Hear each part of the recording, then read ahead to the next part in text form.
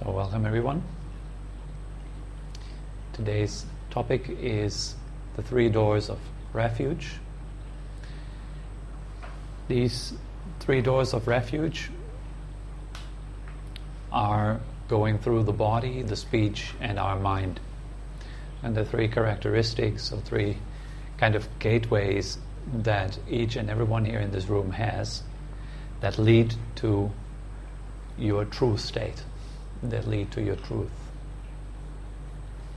So that first door is the door of the body. Now when you're feeling your body, then what do you feel? You probably feel a lot of buzzing, a lot of life, a lot of movement, sometimes pain, tension, stiffness, all that. Okay. So right now you can direct your attention to the body. These sessions, by the way, they are not for you to consume information. It's not some more information that you can put into your shelf back home and say, good, I have more kind of intellectual knowledge about meditation. This is a direct invitation to participate. Every word that you hear is a pointer. So right now, feel your body.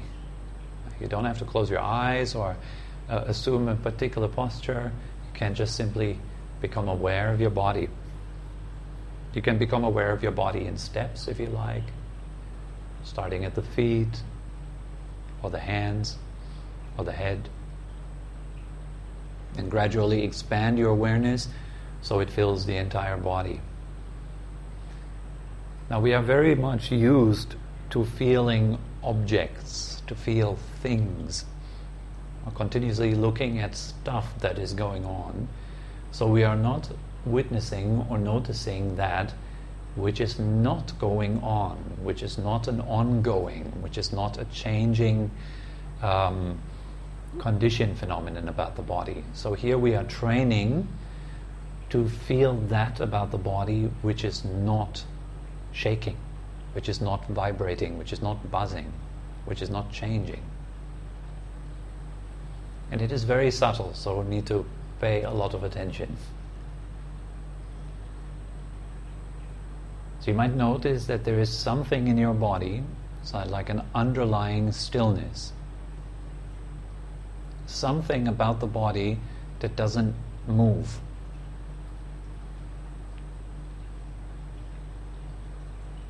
It's a bit tricky to feel it in the beginning. You might struggle with that a little bit.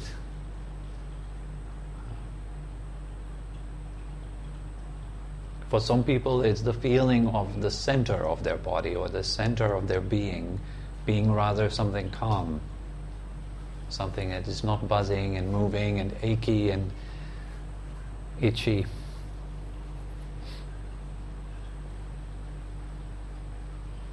Even though there is aches and pains and itchiness and soreness and stiffness and all that in the body, there is also something else. There's also the silence, the stillness, that is also there. So you don't want to try to get rid of all the other noise so you can perceive the stillness of the body in the body. Rather, seek out for something, a little sign in the body, in your body awareness, that is more calm, more quiet than the rest of the body. Can you find something like that? Can you sense that? There's movement, yes, but there's also stillness.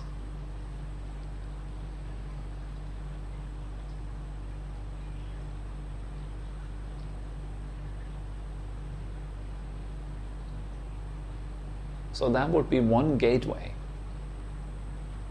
You get in touch with a deeper level of being there. Something is very restful and healing in itself. And you can find that in times of illness, in times of discomfort. And you can relax into that and all discomfort vanishes. It disappears. It turns into comfort even.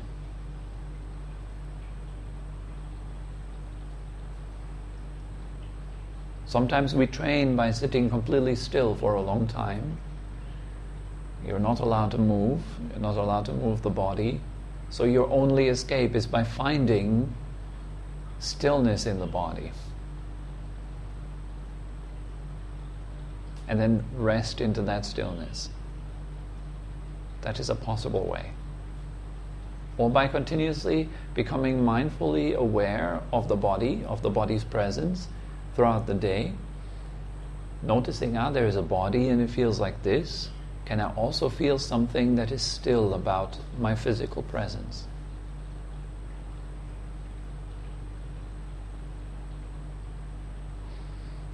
Most of us struggle with these kind of ideas because we are so much up in our head.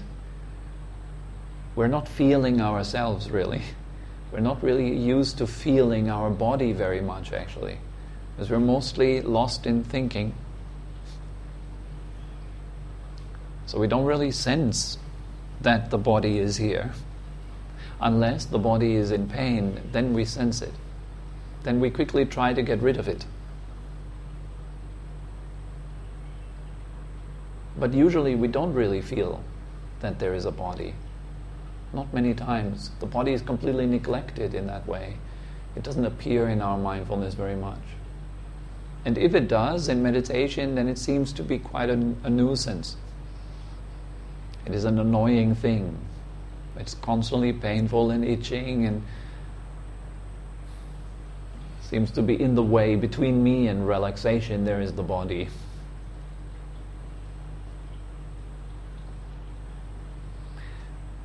But in meditation, it is never really about getting rid of something. It is about starting to see something. And here we are seeing the stillness that is in the body. Instead of seeing the annoyance that is in the body. So you're shifting your attention over to stillness.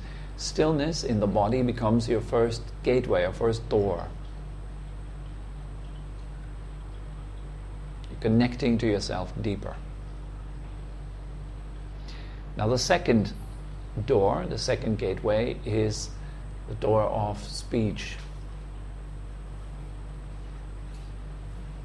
Probably, as you know, we are all very busy talking a lot.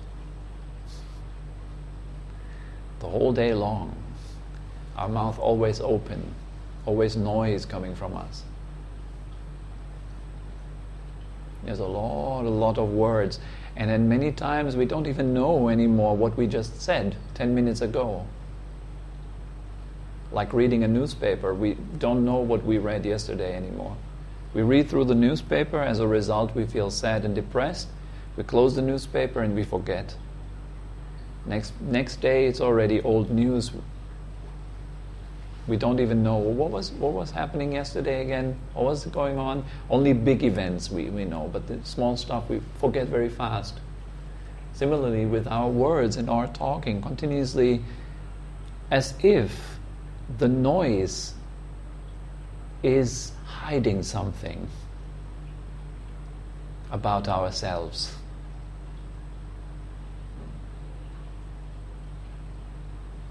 We're talking because we are scared of silence. And so that is the second door actually, silence. And even while you are talking, whether it is internal talk or external talk, which by the way are conditioning each other, you can find the silence in and around the words. If you really want to listen to me, then listen to the gap in between each word. Then we start to really understand each other.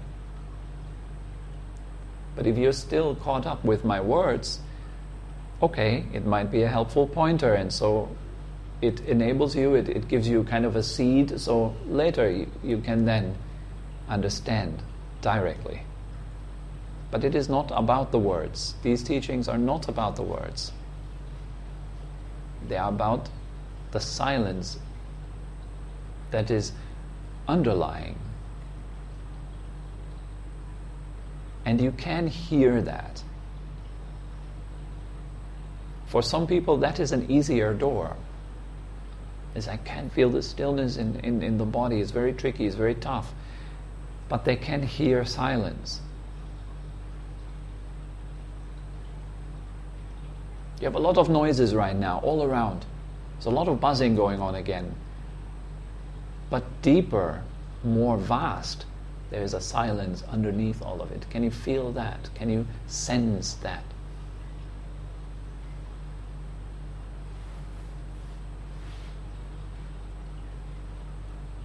It's almost like the birthplace of sound. And it in fact is the birthplace of sound. Like yin is the birthplace of yang. Silence is the birthplace of sound. It is the foundation, the ground of sound.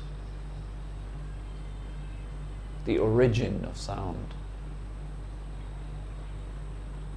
It's where all sounds come from and go back into. Can you sense that? Like the stillness in your body is where all movement comes from and goes back into. The silence is where all sound comes from and goes back into.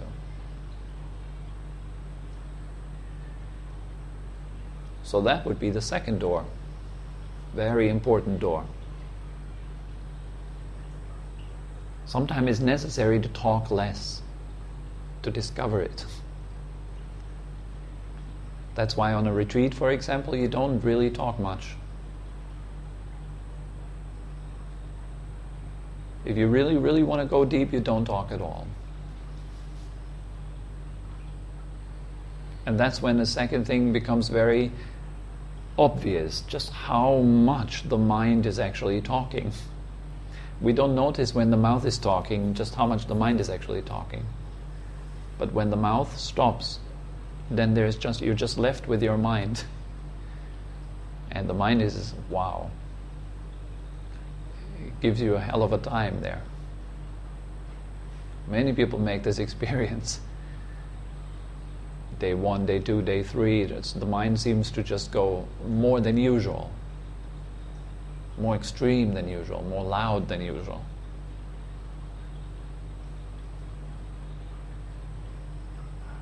But it's not really the case, it's just you're becoming more sensitive. You are seeing more, you're hearing more, you're more aware of the noise that is normal standard of our life. We only notice it when it suddenly stops. Well, and then there is this gap, and that gap is wonderful. It's like such an opportunity. It's so beautiful in itself, that gap, but we are afraid of it. Sometimes we call it awkward silence. Awkward, it's awkward. We don't know what to say next. And what is awkward about it is we suddenly see ourselves in that silence, and that is scary. So it feels awkward. If we stay with the awkwardness, it turns into fear. Stay with the fear, it turns into panic. For many people.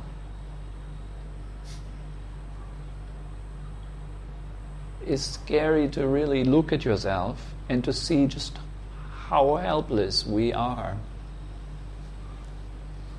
How little we know. How confused we are on the inside. That is scary, because it shatters the illusion of me being an adult being that is in control of my life. Then I suddenly turn my eyes within into my heart and I see, oh, I'm not in control of that one at all.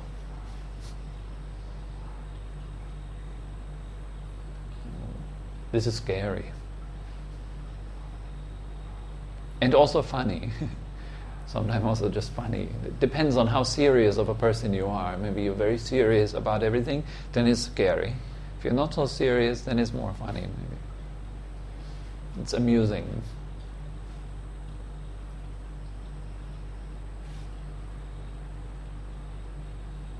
the third gateway, the third door, is the door of spaciousness, the door of the mind. So we have body, speech, and mind. The mind in itself, it will present you day in and day out with ideas, opinions, habits, thought forms, always the same stuff. Have you noticed, if you're looking at your mind, you're coming here maybe for a few weeks already, you might have noticed that the mind is repetitive. It's incredibly repetitive. It's giving you the same story all the time. The same background commentary on your day-to-day life. I got to try harder, it wasn't good enough yet, or I don't know, most people have a rather negative background talk. Critical and judgmental and insecure and constantly trying and struggling. And this our number one tendency then when we see ourselves is the tendency of trying to get rid of. That's the first thing we usually then, it's kind of our first escape route. Okay, how do I get rid of this? You're in meditation, you feel awkward. How do I get rid of awkwardness? Suddenly you feel rage coming up. You don't know what's wrong. What's wrong with me? How do I get rid of this rage? You raise your hand in meditation class, you say, how do I get rid of rage? I'm feeling strange. Is that normal? Or would I be supposed to get rid of this? Should I get rid of this? In terms of what do I need to get? What can I get out of this? And what do I have to get rid of? That's what's interesting. Space, what can I do with it? So it's not interesting. It's not a toy of the mind. The mind cannot play with space. What can it play with space? What can it do with space? There's nothing to do there. It's boring. So we don't notice it because we are also scared of space. So these are the obstacles to go through those three doors: fear of stillness, fear of silence, and fear of spaciousness. In other words, fear of your unlimited being. Addiction to being limited. Limited by your thoughts, limited by your feelings, limited by your ideas, limited by should,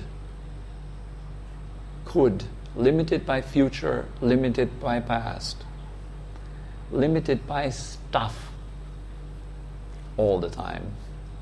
It goes on all the time. The stuff comes and stuff says hello to you and you welcome it with open arms and you're consumed by the stuff. You're not the consumer of stuff. Stuff is consuming you. You're not the consumer or manager or owner even of thoughts. Thoughts are owning you. You're not the owner of your phone. Your phone is owning you. We like, however, the illusion to think that we are adults, we are the owners, we are the managers, the one that's in control. That's me. I love the idea. To be honest with you, I love the idea that I'm in control of my meditation session. But that's the illusion. It's not really true. It appears that way, and I'm kind of habituated to that appearance, and I like that appearance, and I feel comfortable in that appearance. Voila, that's my comfort zone. The feeling of me being in control, of me getting more and getting rid of. But what I don't see is that me that needs to get more is a black hole. all it gives us is exhaustion. Never enough. What's next? It's boring. Can you teach something else? Some people, they get immune to the teachings. They come here to these teachings for a little while, and then they do not come anymore. Yeah, I know it already. I heard that one already. They think, or they say. It's the worst thing that can happen. You become immune to the medicine. It means you have never really listened. I listen to my teacher. It's like Christmas. He can tell me the same thing 100,000 times, and for me every single time is like Christmas. Because every single time is a direct pointer to my truth. Every word is meditation. If we feel like, oh, I know those words already, we are not listening at all. We're not applying at all. And that is very sad. We become immune to the medicine. It's called like this. Becoming immune to the medicine. Yeah, I've tried the medicine, it doesn't really work. Tobi's repeating himself. He's always saying the same things. We are just consuming information, and once you have consumed information many times, it's like reading a book 3 or 4 or 5 times. It just becomes kind of boring after a while. You want to read another book, right? But I'm not teaching you anything that has to do with just random information. I'm not giving you that kind of knowledge. My function of sitting here is to point to something inside of you that empowers you. And each and every session is that opportunity. Each and every word you hear is that opportunity. To find something beyond words, to find something beyond these nervous energies in the body, to find something beyond solidity, seeming solidity inside of you. So these are the 3 doors of refuge. Why refuge? Because you are responsible for yourself. When you suffer, you need to find the way out. People can comfort you, they can give you temporary distraction from your suffering, but it is you that needs to move out of it. No one else has that power. No one else in life makes you suffer, and no one else makes you happy. It is all happening inside of your own heart. Day in, day out, day in, day out. When you see that, truly, you are empowered by that. I told that story before, maybe. Once I went to a monk here in Phuket, in one of the southern monasteries. He already passed away. He was very old at that time, I think like 94, 95 years old, like a very tiny, small monk. The name is Luang Por Kampa. He was in Wat Phrom Thep, if any of you know Phuket a little bit. So this monk, he sat there and we visited him regularly, and one day I was just asking him for some teachings. I said, can you give me some teachings, please? And he gave me a very, very good teaching, but at that time I didn't really recognize just how profound that teaching was. He said, heaven is in the mind, hell is in the mind. That's all he said. And after that teaching he gave me, I thought, well, he probably doesn't know how to teach. Because I was used to receiving teachings which last over an hour, 2 hours, highly philosophical. The teacher would open a book and he would read from the book and he would interpret from his own experience the content of this book. And that monk didn't do that. He just said, heaven is in the mind, hell is in the mind, and he pointed at his heart.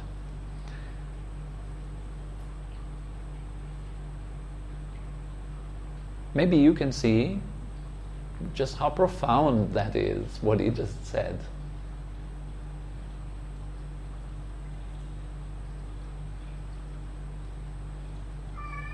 It doesn't even just imply that heaven and hell only are in the mind, it's the entire world that's in the mind.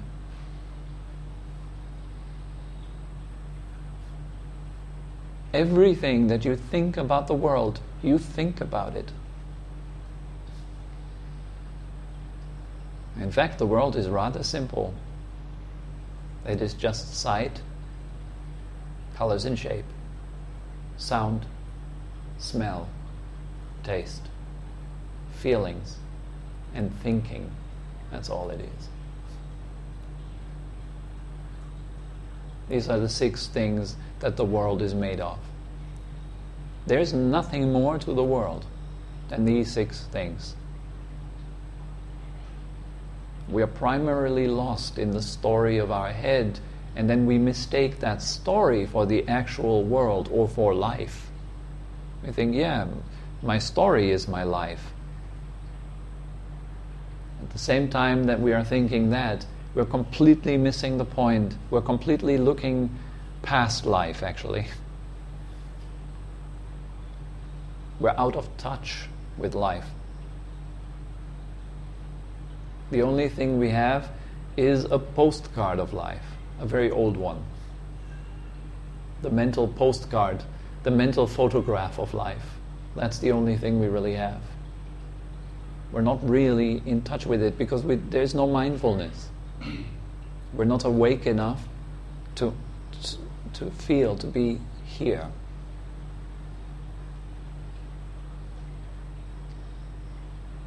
But as soon as you enter one of those doors, you come into a place in which you are fully here, fully present.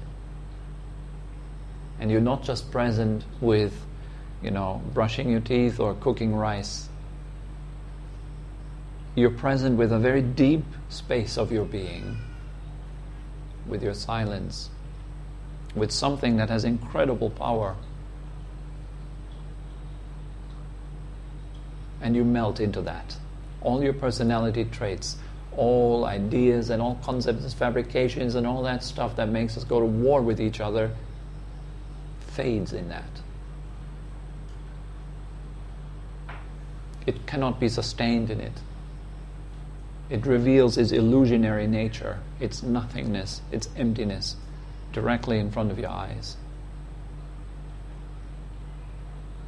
So you're not caught by it anymore. Once you see the illusion as illusion, it has no power over you. And these 3 gateways are very important. So throughout the day, when you practice, I encourage you, feel the body, but feel its stillness. Notice the thinking, but notice the silence in it.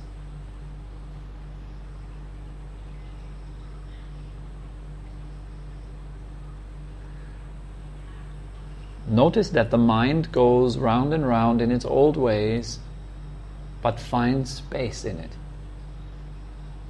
There's something spacious about the mind. It's almost like air, or like gas. There's no substance to it. And there is no thought that has any substance. A thought cannot suddenly come out of your ear, grab a kitchen knife and stab you in the back. Yet we are so scared of thoughts. It's incredible. How do I get rid of my thoughts? Why get rid of something that's not even there? It's not real. It doesn't have any substance to it. Yet it has a lot of power because we do not see through its illusion. So it can run the show of this world. And it does so pretty well.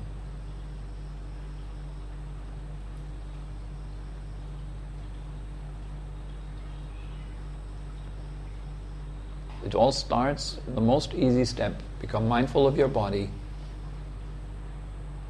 Feel it fully and sense the silence that's underneath it. Train yourself like that. Seek it out. You need to want that stuff. If you don't want it, you don't get it.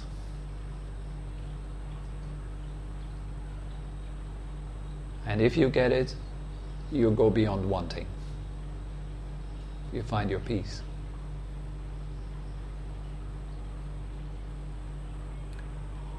So I think that is good enough for today, for this talk. Thank you very much.